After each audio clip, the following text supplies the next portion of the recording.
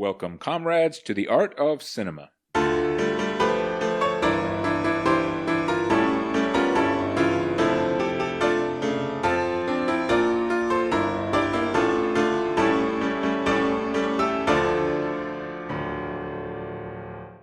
I am Colonel T, Minister of Propaganda of the People's Republic of F, dutifully serving our glorious leader, General Secretary F. Greetings, workers and soldiers of our glorious fatherland. Let us open our General Secretary F manifestos to the Book of Foreign Relations, Chapter 1, verse 87. Here begins the reading. If peace is the constant and war is the aberration, then pacifism would prevent violence. But if war is the constant, if the best we can hope for is a stalemate, in which each side's threat of violence balances the other's, then we can only deter violence through an equal or greater threat of violence. If war is the constant, then pacifism will only tip the balance, undo the stalemate, and remove the deterrent to war. Here ends the reading.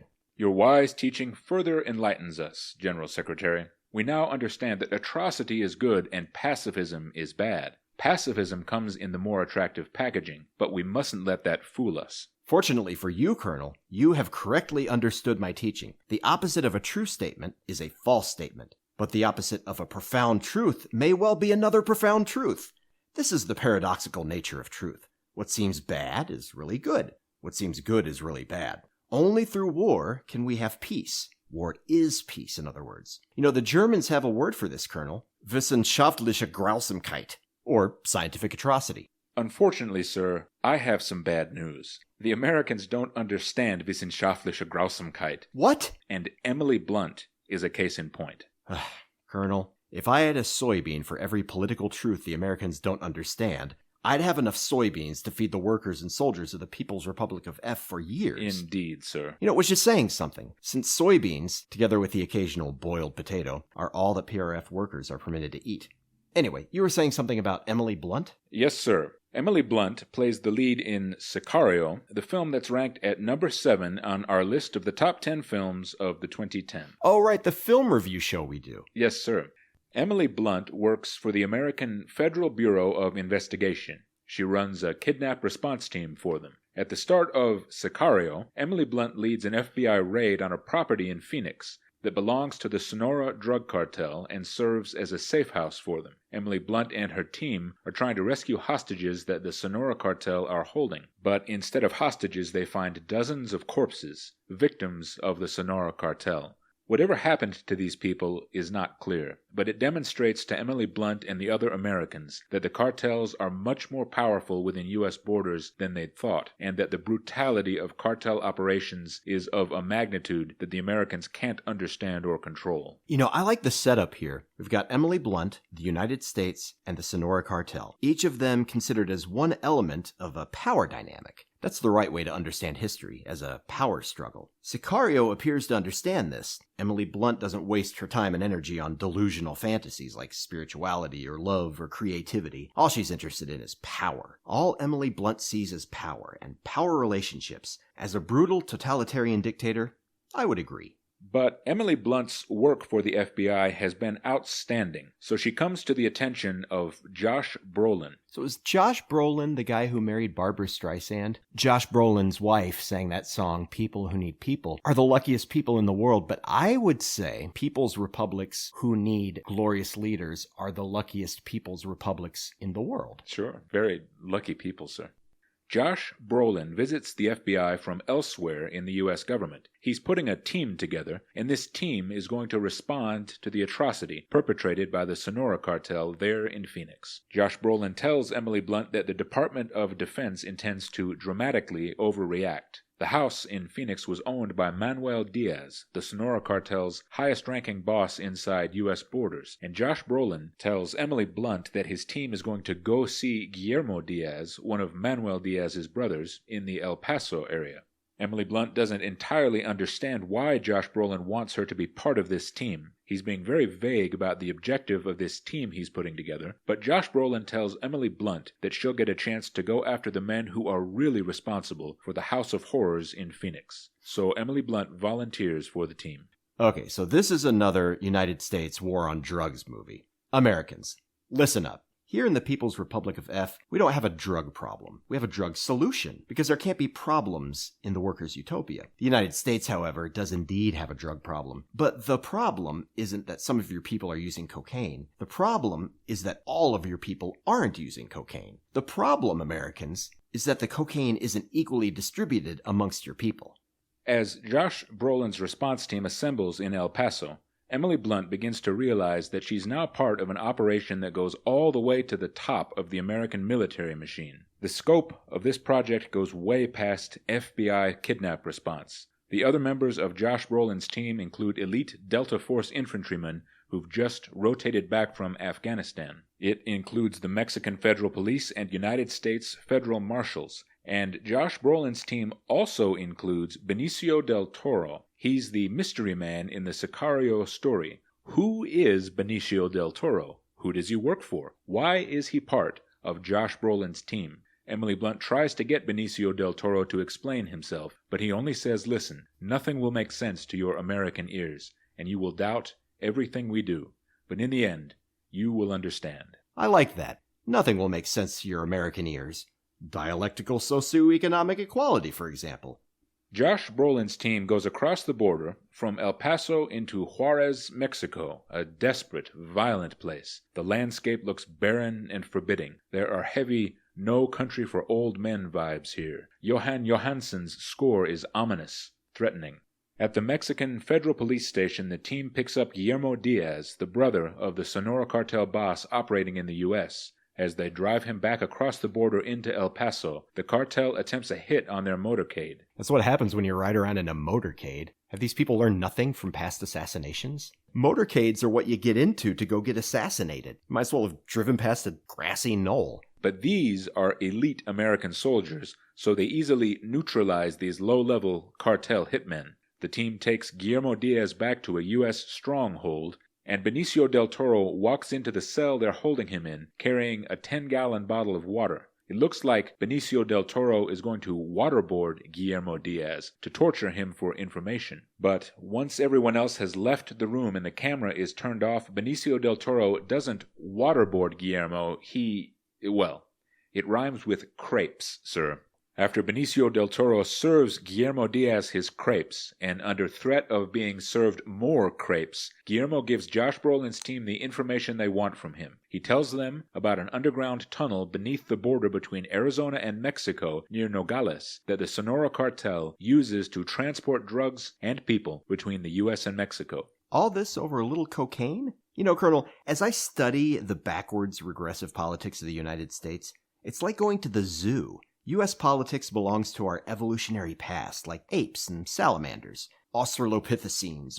But here, in the progressive and forward-looking People's Republic of F, all our workers receive an equal share of the cocaine. I can tell you, Colonel T, this allows our workers to be extremely efficient in meeting deadlines and production quotas. Give them a little cocaine and a worker can stay on their job for days at a time with no sleep. Truly, cocaine in the People's Republic of F is the cocaine of the people, the dope of freedom and justice, the smack of the workers. And by the way, here's a pro tip for any other glorious leaders out there who might be watching the show. Another route you can take is to keep all the cocaine for yourself and leave nothing for the workers. This way it's still equally distributed amongst them, and it will allow you to stay up for days engineering the progress of society. Now, here's my point.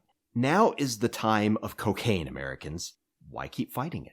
Then Josh Brolin and Emily Blunt go to a bank where Manuel Diaz deposits his laundered drug money, and they freeze his accounts. Emily Blunt thinks that having seen how much money Manuel Diaz moves through these bank accounts, the U.S. government can arrest him and build a prosecutable case against him. She goes to her boss to propose that they take Manuel Diaz down through the courts using the law, but Emily Blunt's boss tells her not to arrest Manuel Diaz. He tells her that trying to fight the cartel by legal means has been having no effect, that if any progress is to be made, the Americans are essentially going to have to fight fire with fire.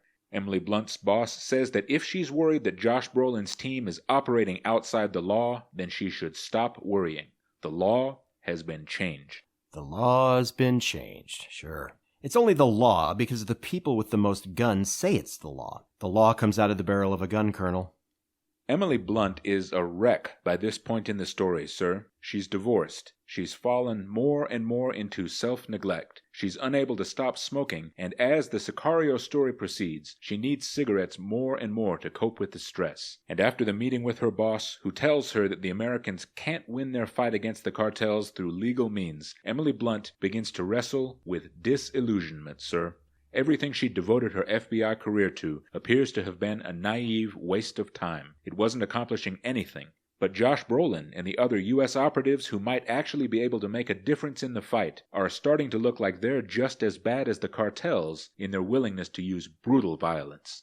In Sicario, the cocaine is produced by the workers but owned by the cartel, allowing the cartel to marginalize addicts by imposing a cocaine-based dialectical structural power dynamic upon them. But here in the People's Republic of F, I, your glorious leader, General Secretary F, have organized a society in such a way that the workers are free to use all their cocaine without thereby undermining the basic conditions of the PRF. The workers liberate themselves. How, you may ask, do they liberate themselves?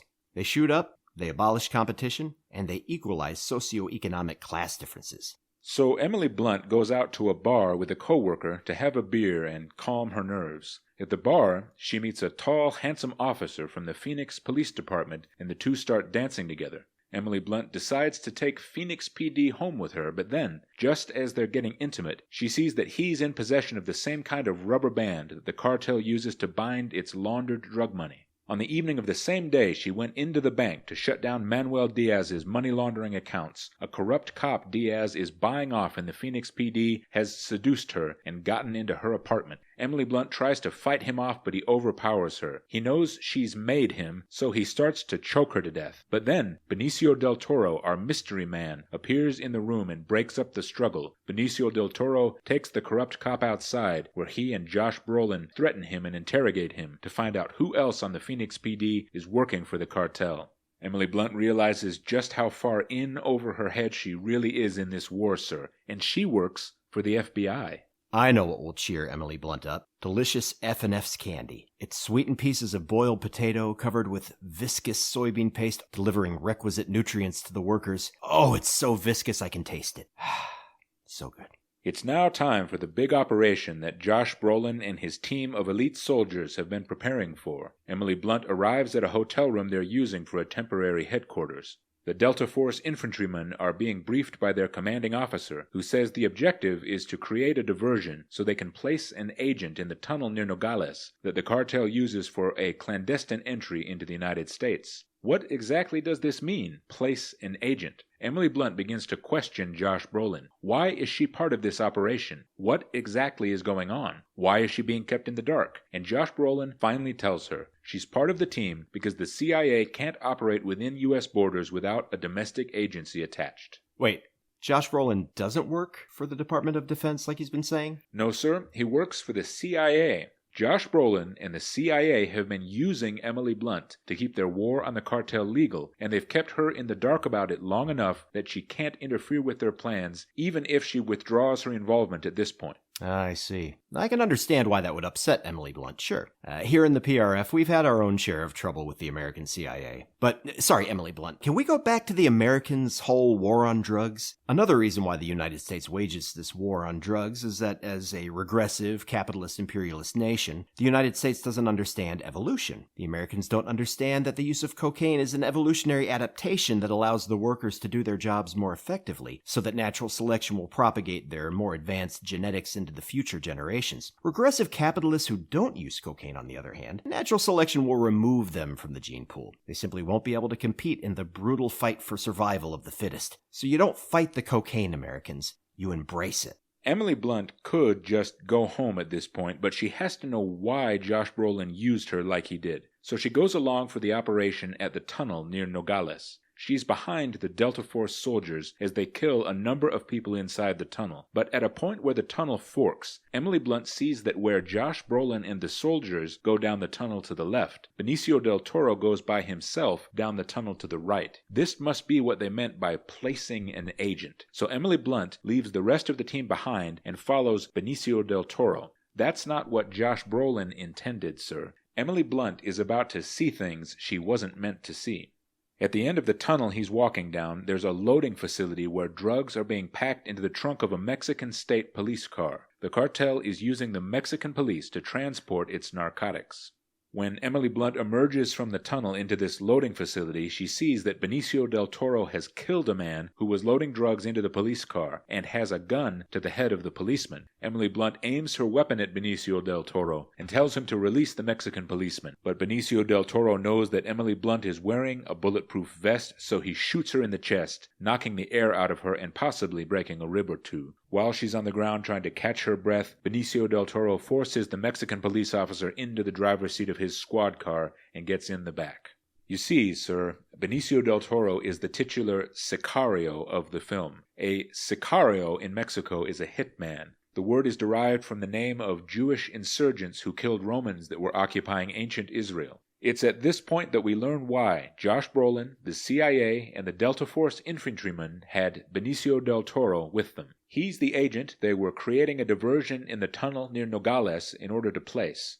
Years before, Benicio del Toro had been a prosecutor in Juarez, Mexico. He'd been trying to fight the cartels through legal means, very much like Emily Blunt is attempting to do now. But the cartel killed Benicio del Toro's family in retaliation. They cut off his wife's head and threw his daughter into a vat of acid with him watching. Ever since, Benicio del Toro has been consumed with revenge, so the CIA chose him as an agent to use in their war on the Sonora cartel. Benicio del Toro forces the Mexican policeman to pursue Manuel Diaz along the highway. Manuel Diaz, as you'll recall, is the cartel member whose bank accounts in the U.S. were frozen after Josh Brolin and Emily Blunt's raid. So Manuel Diaz is on his way back to see his boss in Mexico, but the CIA has been tracking him and communicating with Benicio del Toro so that he can track him.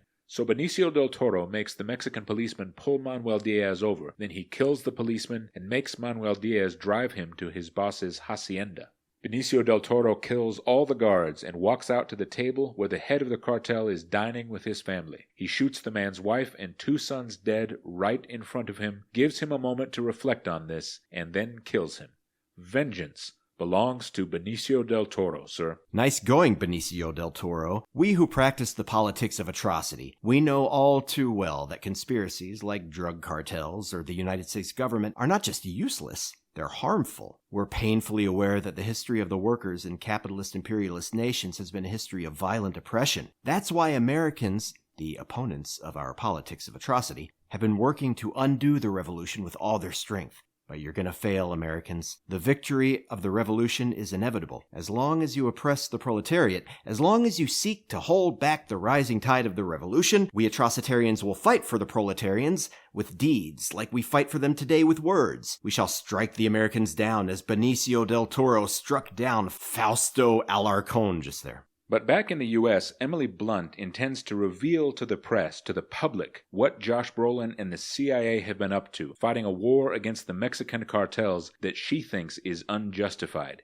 Emily Blunt still believes that the war on the cartel can be fought through legal means. After all she's seen, she still doesn't get it. So Benicio del Toro shows up in her apartment and puts a gun to her head. If she doesn't sign papers to verify that everything Josh Brolin and his team did was done by the book, he'll kill her and make it look like a suicide. This is Benicio del Toro, sir, the same man who cared for Emily Blunt with a fatherly affection earlier in the film. Yet he forces her on threat of death to sign the papers that let him and Josh Brolin off the hook for their military strike against the Sonora cartel. So Emily Blunt signs the papers and Benicio del Toro says, "You should move to a small town where the rule of law still exists. You will not survive here.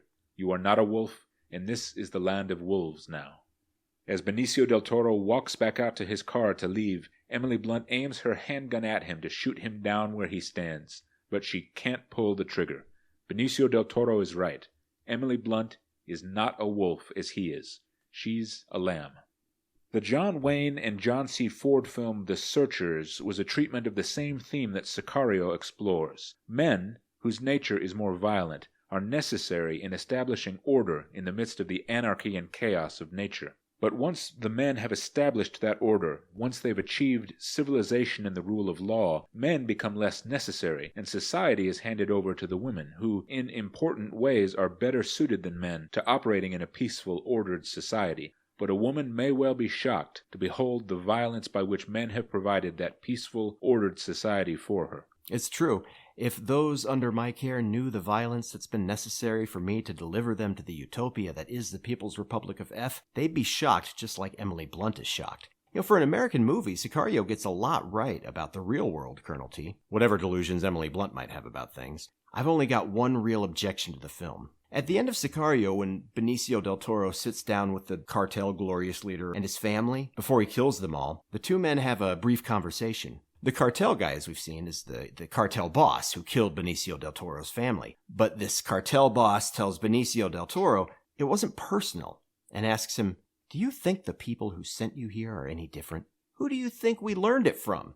Sicario would have us believe that the Americans invented atrocity, Colonel. And that's where I draw the line. The Americans absolutely did not invent it, and I'm not going to let these American filmmakers take credit for it. Certainly, it's true that Americans have made their own fumbling efforts to wield atrocity to their own ends, but I, your glorious leader, General Secretary F, have founded an entire nation upon atrocity. I've mastered atrocity. I have revealed to the world that only by way of atrocity may a glorious leader fashion a utopia out of the backward society he inherited. So, do I think that the Americans who sent Benicio del Toro to kill this cartel boss and his family are any different than the People's Republic of F? Well, of course I do. In the baseball metaphor of political history, United States are a junior varsity high school team, but the People's Republic of F, we're the New York Yankees of atrocity. This has been The Art of Cinema with our glorious leader, General Secretary F. Sicario is number 7 on our list of the 10 best movies of the 2010s. Let us maintain vigilance against the ever-looming threat of an American invasion. You are required to report any non-participation or dissent amongst your comrades. Don't forget to tune into The Art of Cinema again next time to find out which film from the 2010s is ranked at number 6 in your next mandatory re-education session.